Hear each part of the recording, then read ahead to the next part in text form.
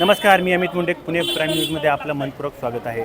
आज आपण आलेलो आहोत निवडुंगा विठ्ठल मंदिर येथे आणि एकंदरीत येथे पालखी जी आहे ती इथे आता संध्याकाळपर्यंत दाखल होणार आहे आणि याचसाठी या मंदिराची जय्यत तयारी सुरू आहे। मंदिर अगदी फुलांनी आणि लाईटींनी सजवलेलं आहे आणि आपल्या बाजूला आपण इकडे पाहू शकता की पोलीस प्रशासन देखील इथं या जे वारीतले जे वारकरी येणार आहेत त्यांच्यासाठी सज्ज होणार आहे आणि एकंदरीत आता या वारीमध्ये जे वारकरी येणार आहेत त्यांसाठी कशा प्रकारे यांची इथं सोय केलेली आहे यासाठी आपल्यासोबत पुणे महापालिकेचे अधिकारी आणि पालखीचे प्रमुख जे आहेत त्यांच्याकडून आपण माहिती जाणून घेणार आहोत। एकंदरीत वारकऱ्यांची कशा प्रकारे इथे सोय केलेली आहे। आज तुकाराम महाराजांची पालखी आज निवडुंगा मंदिरात येणार आहे। आपली याबाबत तयारी कशी झाली आहे? यंदाचं जगद्गुरू संत तुकाराम महाराजांच्या पालखीचं 340वं वर्ष आहे, पालखी सोहळा आहे। सालाबादप्रमाणे यंदाही आपण बघितलं तर मंदिर पूर्णपणे आज जास्तीत जास्त पद्धतीने जास्तीत जास्त सुविधा कशा देता येतील याच्यासाठी प्रयत्नशील आहे। आज तुम्ही बघताय माझ्या पाठीमागे बघताय इथं मंदिरामध्ये आज विठ्ठलाची सजावट चाललेली आहे। मंदिर पूर्ण पुष्परचना सजावट केलेली आहे, विद्युत रोषणाई केलेली आहे।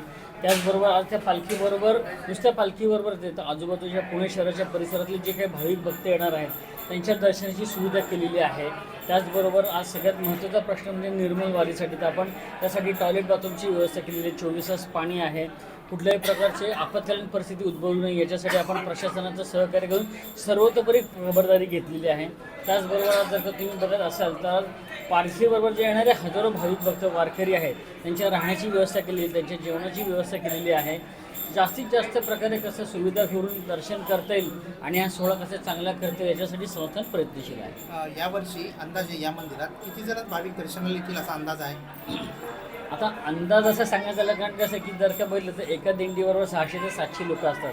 माऊलींच्या बरोबर जवळपास 700 दिंड्या आहेत आणि तुकाराम महाराजांच्या पालखीबरोबर जवळपास 500 दिंड्या आहेत। हे रजिस्टर्ड दिंड्या आहेत। तसा आकडा काढला तर लाखोचा होतो कारण मोजता येत नाही कारण की आपण मेटल डिटेक्टरला पण बघतो ते आकडे शेवटी त्याचं बंद होतं, पण तरी नाही म्हटलं तरी 1-2 लाख लोक दर्शन घेऊन तर सहज जातात तिथे। या वारीमध्ये महिलांचं सुद्धा प्रमाण जास्त आहे, तर महिलांसाठी आपल्या या देवस्थानाकडून काही सुविधा करण्यात आल्या आहेत किंवा त्यांना त्यांच्यासाठी लहान मुलांसाठी काही सुविधा करण्यात आल्या आहेत?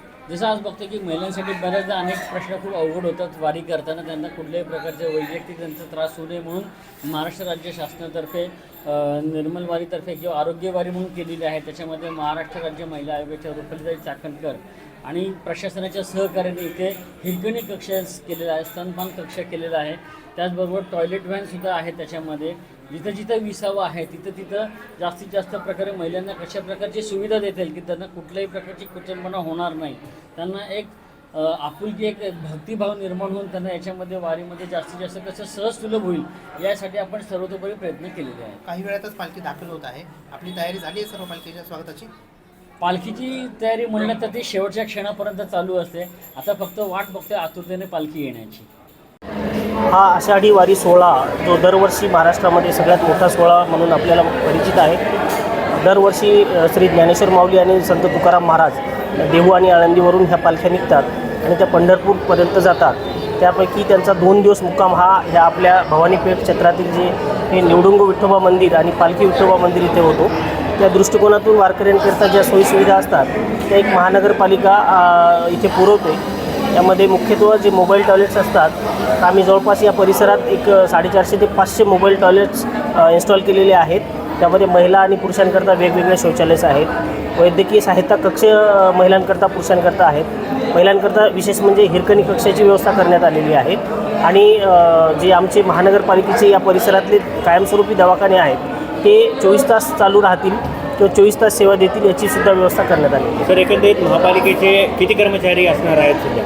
महापालिकेचे संपूर्ण शहरात सर्वात मोठ्या संख्येने सफाई कर्मचारी जे 3 पाळीमध्ये काम करणार आहेत स्वच्छतेविषयी, त्यामध्ये जवळपास 7 ते 8 हजार कर्मचारी असणार आहेत आणि माननीय आयुक्त सरांच्या मार्गदर्शनाखाली माननीय आमचे सर्व अतिरिक्त आयुक्त सर असतील, सर्व उपायुक्त, सर्व सहाय्यक आयुक्त आणि इतर कर्मचारीसुद्धा यामध्ये मोठ्या प्रमाणात आपलं काम करतात। आज दोन्ही पालख्या पुण्यात येत आहेत, तर आपली पालखीसाठी जी तयारी आहे ती पूर्ण झाली आहे का? महानगरपालिकेकडून जी काही तयारी करण्यात येते ती संपूर्ण तयारी पूर्ण झालेली आहे।